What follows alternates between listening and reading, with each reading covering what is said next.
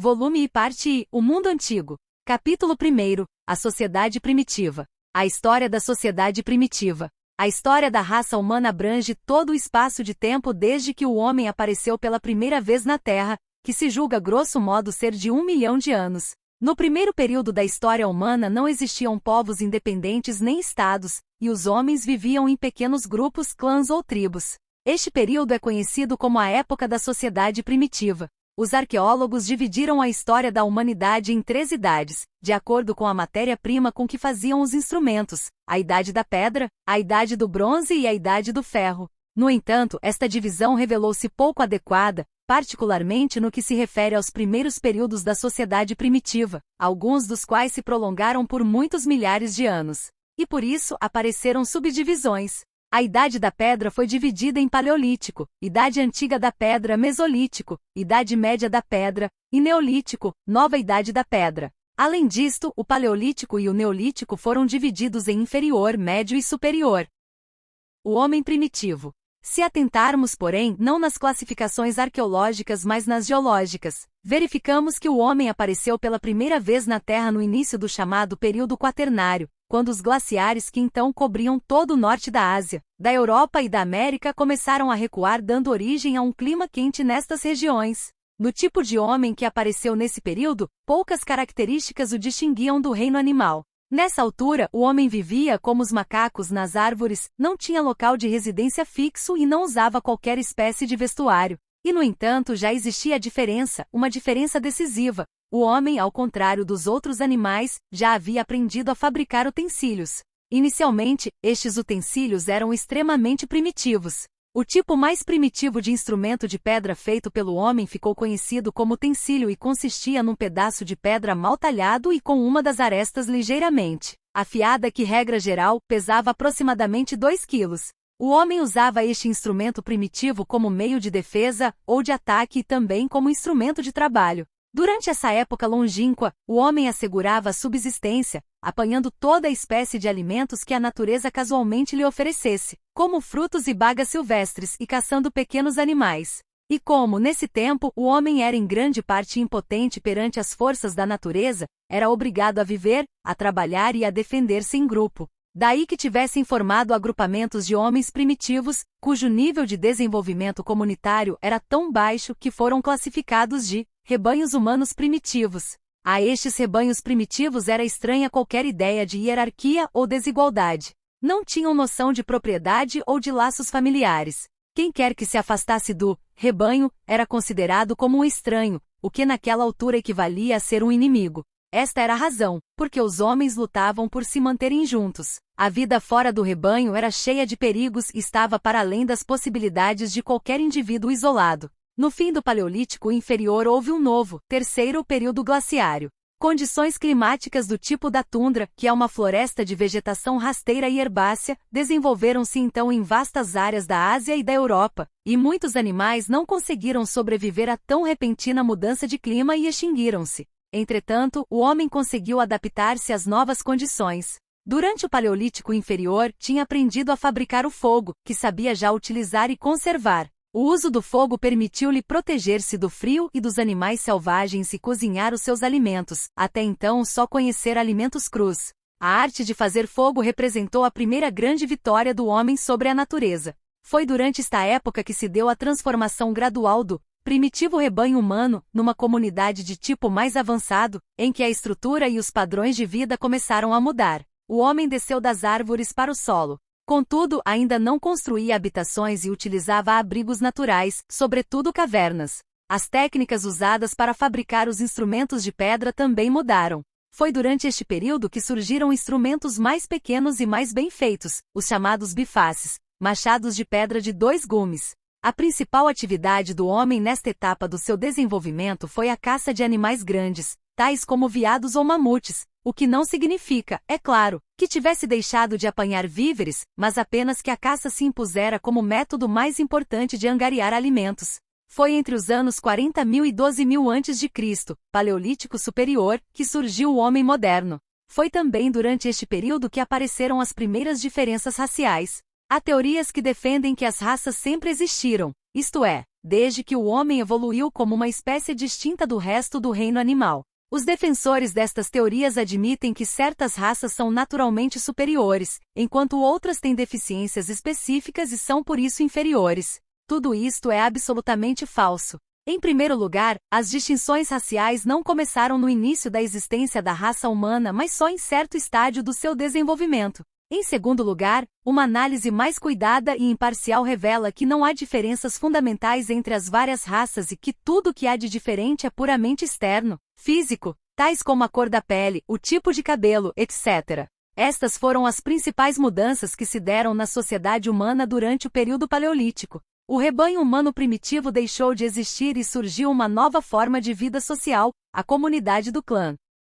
A era do clã. O princípio base subjacente a este tipo de estrutura social era o parentesco por linha feminina. Este, por sua vez, explica-se pelo fato de os casamentos de grupo serem prática comum. Por isso, as crianças que ignoravam quem eram os pais, sabiam sempre quem eram as mães. Assim, o parentesco era exclusivamente por linha materna. A sociedade baseada neste sistema dito matriarcal durou vários milhares de anos. Este tipo de sociedade coincidiu grosso modo com os períodos Mesolítico e Neolítico inferior e representou um estágio importante no desenvolvimento da humanidade. Foi durante este período que o homem trocou as suas rudes armas de pedra por outras muito superiores, tais como o arco e a flecha, e começou a domesticar animais. O primeiro animal a ser domesticado parece ter sido o cão. Foi também neste período que o homem aprendeu a fazer vasos de barro, o que indica que tinha começado a cozinhar sistematicamente os alimentos. Durante o Neolítico Superior desenvolveram-se novas técnicas de trabalhar a pedra,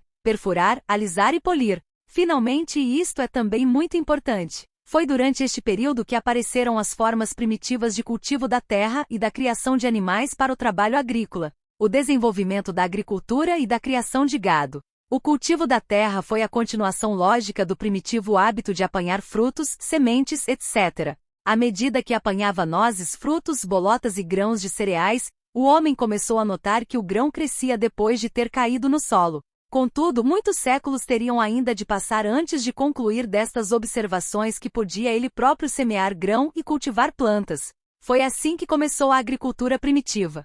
Os utensílios primitivamente usados na agricultura eram extremamente rudimentares, tais como paus para cavar e mais tarde enxadas. Cultivava-se cevada, trigo, milho miúdo, ervilhas e legumes, assim como cenouras, por exemplo. A domesticação de animais para servirem de alimento desenvolveu-se a partir da prática da caça. Nesta altura, os homens tinham aprendido a caçar, atacando a presa depois de a cercar. Grandes grupos de homens atacavam javalis ou bois selvagens e a caça tornou-se uma atividade coletiva em grande escala.